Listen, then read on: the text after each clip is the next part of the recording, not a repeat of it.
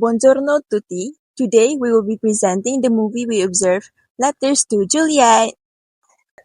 Ciao, mi chiamo Adrina. Ciao, mi chiamo Sufina. Ciao, mi chiamo Jeroini. Ciao, mi chiamo Adam. Mi chiamo Nani. I will introduce why our group chose this movie. Our group selected Letters to Juliet because it shows many communication issues that can happen in everyday life. Some of these issues include misunderstanding, inactive listening, stereotyping, and avoiding communication. This situation affects the relationship between the characters and make the story more meaningful. Besides that, the movie is related to the communication concept that we learned in class. It helps us understand how good communication can improve relationship and solve problems. The movie was directed by Gary Winnick and has a running time of about 105 minutes. The main actors are Amanda Seyfried as Sophie Hall and Christopher Egan as Charlie Wayne, Vanessa Redgrave as Claire Smith, and Gail Garcia Bernal as Victors. Next, I will briefly explain the storyline from the beginning until the end of the movie. The story starts in Verona, Italy. A young fact-checker named Sophie Hall goes there with her fiancé, Victor, for a pre-honeymoon. Sophie wants a romantic vacation, but Victor is too busy meeting suppliers for his restaurant business. Eventually, he had to leave Sophie alone to explore the city of love on her own.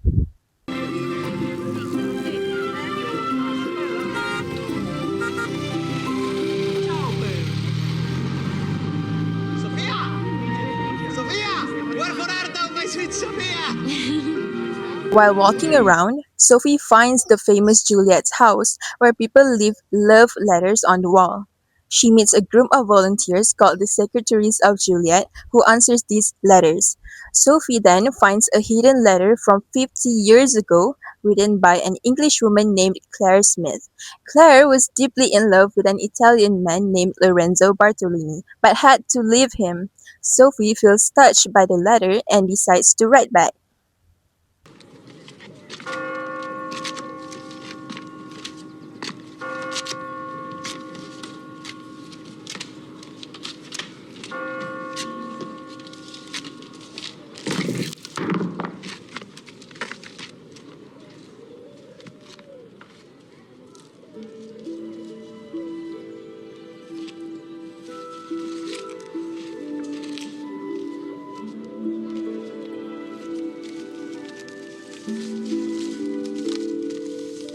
A week later, Claire suddenly arrives in Verona with her grandson Charlie.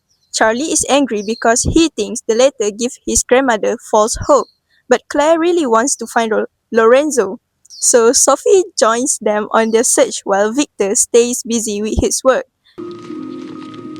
Excuse me, Claire? Hi. Hi, my name is Sophie, and I wrote you the letter. Letter from Juliet. Oh, goodness, thank you.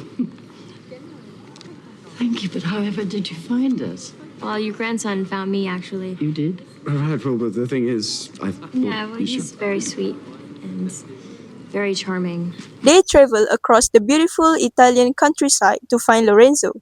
They visit many farms and vineyards because there are many men named Lorenzo Bartolini.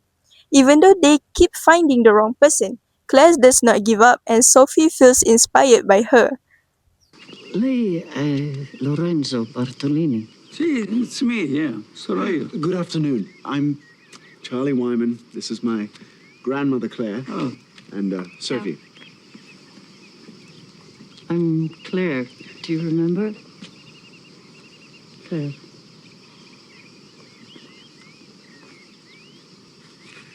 It's not him. Are you sure? It's not his eyes. As the journey continues, Sophie and Charlie spend more time together. At first, they fight because Charlie is sarcastic and negative. But soon, Sophie realizes Charlie is only being mean to protect his grandmother from getting hurt. Charlie also sees that Sophie truly wants to help Claire. Slowly, they start falling in love. It's just that I'm genuinely worried for her. I know she may seem carefree, but her life hasn't been all that simple. Is it that unreasonable for me to worry? No, but I have a really good feeling about this. You'll see. Let's hope you're right. At the same time, Sophie realized her relationship with Victor has no emotional connection. Victor only cares about his job and ignores her feelings. She starts to wonder if she really wants to marry someone who put work before love. I'm writing a story. We're kind of on a bit of an adventure looking for somebody that she used to know 50 years ago. You know what, baby? You know what? I mean, this isn't a good time because I'm in the middle of something. But I'm glad you called because I was actually just gonna call you right now. You know, the opportunities here are really, really, really incredible, you know? And I think I'm gonna have to stay till Friday. Can I stay or should I skip it? I mean, I feel horrible. What? No, do it, please. I'm gonna need until Friday as well. Oh, all right. So Friday, all right? Friday's good. Okay, wait. Ciao. Finally, Claire meets the right Lorenzo Bartolini. Even after 50 years, they still remember and love each other instantly. Both of their old partners have passed away, so they get a second chance to be together.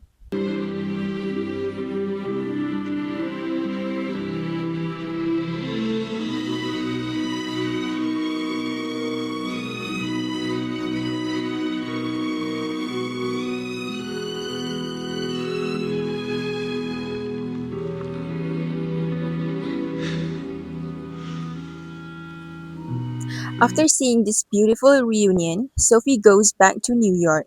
Later, she gets an invitation to Claire and Lorenzo's wedding. She decides to break up with Victor because they want different things in life. I love who you are, but I've changed.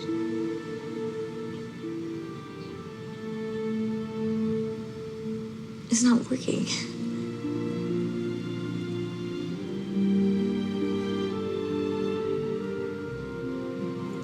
Next, Sophie goes back to Italy for the wedding and sees Charlie there. During the celebration, she tells Charlie that she loves him.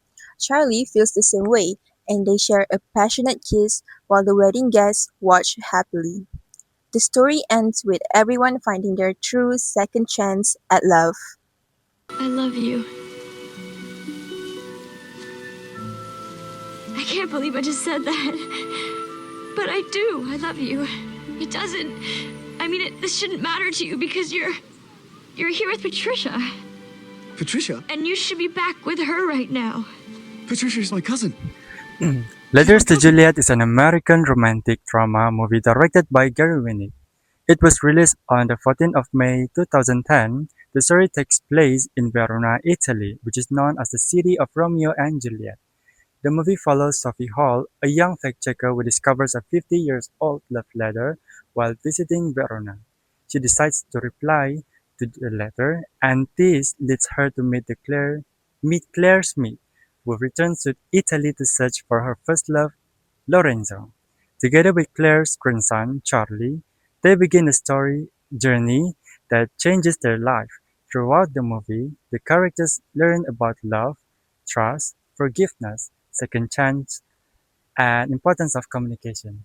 So now I'm going to talk about a very important part of our life, which is communication. Okay, what do you guys know about communication? So, communication means using words, sounds, signs, and behavior to share our thoughts, information, and feeling with others. It is something that we do every day. When we communicate well, it helps us to understand each other's feelings and build a stronger relationship. But when we have a bad communication, we can easily hurt the relationship. So, we need to find the good solutions to avoid bad communication. Now, we will look at the real life example of this problem. We will analyze the communication issue from the movie Letters to Juliet. We will discuss their main communication problems and share a simple and useful solution to fix it. Let's start with Sophie's communication issue, which is lack of self-disclosure. This means she does not share her true feelings and thoughts with her fiancé, Victor. She really wants to spend a quality time exploring Verona with him, but instead of saying this, she keeps her disappointment inside. She just smiles, nods, and tells him, I will just explore the city on my own. Sophie does this because she wants to avoid a fight, but because she stays quiet. Victor thinks everything is fine and focuses only on his business. This makes Sophie feel lonely and ignored, and make their relationship more distant. After we know the communication issue, we need to find solution to fix it. So, how can they fix this? Our first solution for Sophie issue is use the model called the Johari window. This model divides what we know about ourselves into four areas: open self, blind self, hidden self, and unknown self. Right now, Sophie's lonely feelings are in hidden self. This means that she knows how she feels, but Victor does not. To fix this, Sophie needs to move this feeling into her open self by talking to them. When she share her feeling, she helps Victor to understand her situation. This stops the confusion and helps them connect again. The second solution is about timing. In communication, we call this the temporal context. Speaking up is important, but choosing the right time to speak is just as important. Sophie should not try to have a deep, serious talk when Victor is very busy in crowded kitchen or stressed about the restaurant. Indeed, she should wait for a quiet and calm moment when Victor is free. This way, he can really listen to her without any distraction. The third solution is about turn-taking in conversation. Right now, Victor talks too much about his work and does not let Sophie speak. Sophie usually stays quiet and nods, which means she gives up her turn. To change this, Sophie needs to ask for her turn to speak. She can just say politely, Victor, please wait a moment. Now it's my turn to share my day. This simple change to help them have a balanced two-way conversation. Next solution is for Sophie issue is called Diadec effect. This is a simple idea. When one person shares something personal, the other person naturally wants to do the same. Right now, both Sophie and Victor are keeping their thought to themselves. But if Sophie takes the first move to share her small personal concern first, she can create a safe space. This will make the victor feel comfortable to open up to. Next, we move to Victor's inactive listening, which creates a distinctly one-sided relationship. During their pre-honeymoon, the couple spend their days completely apart in Verona. At night, when Sophie takes the opportunity to share her daily experiences, Victor repeatedly ignores her. Because Sophie stays silent and doesn't confront him, Victor remains completely unaware of his own neglect. For example, while Sophie is in the middle of sharing a meaningful story with him, Victor abruptly interrupts her mid-sentence just to ask where she bought the bread, effectively cutting her off and shutting down the conversation. These pictures from the film perfectly illustrate this dynamic. As you can see, Sophie is enthusiastically explaining the concept of the secretaries of Juliet, while Victor is totally distracted by his food. His only reaction throughout the interaction is a superficial, oh my god, which clearly shows he is not actually listening to what she is saying. To fix these communication issues, victors need to adopt four essential listening habits. First, he must practice active listening by paraphrasing her words back to her so she feels genuinely heard and understood. Second, he needs to overcome external noise by removing active distraction such as his food or his phone. Third, he should engage in depth listening, which requires him to pay close attention to her subtle body language and overall emotional state. Finally, Victor needs to practice empathic listening so he can see things from Sophie's perspective and validate her underlying feelings of loneliness. The communication issue that I will discuss is misjudgment due to stereotyping, which is shown by Charlie. Let's talk about Charlie and how he badly misjudges Sophie when they first meet. Instead of trying to know her real personality, He completely stereotypes her based on her nationality. He assumes she is just a lonely American tourist who likes to interfere in other people's life. In one scene, he even asks her sarcastically, "What? Are you some lonely American girl who has to live vicariously through others?" This makes Sophie feel very offended and misunderstood. Because of this bad first impression, the two of them start their journey on the wrong foot and argue all the time. But as they spend days together, Charlie realizes he was wrong about her, and he finally starts to see how kind and sincere Sophie truly is. To solve this stereotyping problem, Charlie needs to change the way he perceives Sophie by applying the five stages of perception. The first one is the stimulation stage. Instead of only noticing that Sophie is an American tourist, Charlie should pay attention to everything about her. He needs to look at her whole character, not just her background. Second is the organization stage. Charlie should stop assuming that all Americans act the same way. Instead of judging her by her nationality, he should focus on how Sophie actually behaves during their road trip. Third is the interpretation and evaluation stage. Charlie needs to judge Sophie fairly instead of making bad assumptions. For example, he shouldn't think she is just trying to interfere in his grandmother's personal story. He should see that Sophie genuinely just wants to help Claire find her long lost love. The fourth one is the memory stage. Charlie needs to store information in his mind based on Sophie's real actions rather than his old stereotypes. Instead of remembering a negative stereotype about Americans, he should remember how kind Sophie is and how hard she works to help Claire. Finally, we have the recall stage.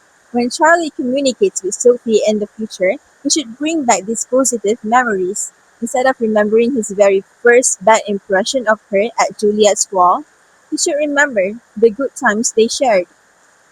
This will help him judge her fairly.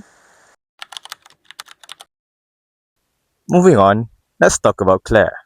In this case, it can be said that Claire's past encounter with Lorenzo Bartolini is the reason the movie takes place. In the past, she was uncertain of her future with him because of her fear, and she knew her parents would not have agreed to the idea of Claire marrying a foreigner. During the initial encounter, Claire states that Claire states that she fell in love at first sight with Lorenzo and spent all her available time with him after her art classes during her time in Italy. She also admits that she was scared with everything she had on her plate at the time. This fear led to her ghosting Lorenzo for 50 years before eventually finding the courage to find him again after all those years. This scenario shows Claire's uncertainty avoidance. She felt threatened by her ambiguous future with Lorenzo. To solve Claire's uncertainty avoidance, she can apply some principles of verbal messaging. Among the principles of verbal messages that can be applied are messages vary in abstraction. This is because since Lorenzo and Claire come from families of different nationalities, it is possible that her interactions with Lorenzo might not have been clear to him due to not fully understanding English at the time. In order to prevent this from reoccurring, it is advisable for Claire to use simple and direct words when explaining something to Lorenzo. This allows him to accurately perceive Claire's messages and prevent future misunderstandings. Next, messages vary in directness. Rather than being indirect with her messages, Claire should use more direct messages to convey her feelings. Although indirect messages allow for more socially acceptable scenarios, such as expressing her emotions without insulting anyone, direct messages can make communication less ambiguous and easier. Direct messages also help when wanting to express concerns or worries, which fits with what Claire should have done with Lorenzo instead of running away. Last but not least, messages are role-based. Since Claire, since Claire and Lorenzo come from different cultures, communication etiquettes may differ based on their respective cultures. The differences in culture can be overcome by both sides coming to an understanding and build tolerance to the way each other communicates, which may be caused by cultural rules and habits. Lastly, I would like to conclude my presentation. Letters to Juliet is a meaningful movie because it teaches us many important communication lessons. Throughout the story, we can see different communication issues that cause misunderstanding and conflicts between the characters. However, by communicating honestly, listening carefully, showing empathy, and understanding each other's feeling, these problems can be solved. This shows that effective communication is very important in building strong and healthy relationships. Overall, Letters to Juliet is suitable movie for studying communication because it presents realistic situations that people may experience in their daily life. And by the time she wakes, I'll be halfway to my mama's home. It just dawned on me, life is as fleeting as a passing dawn. And it was my mistake, 'cause she never said a thing about Jesus. I miss my mother's southern drawl.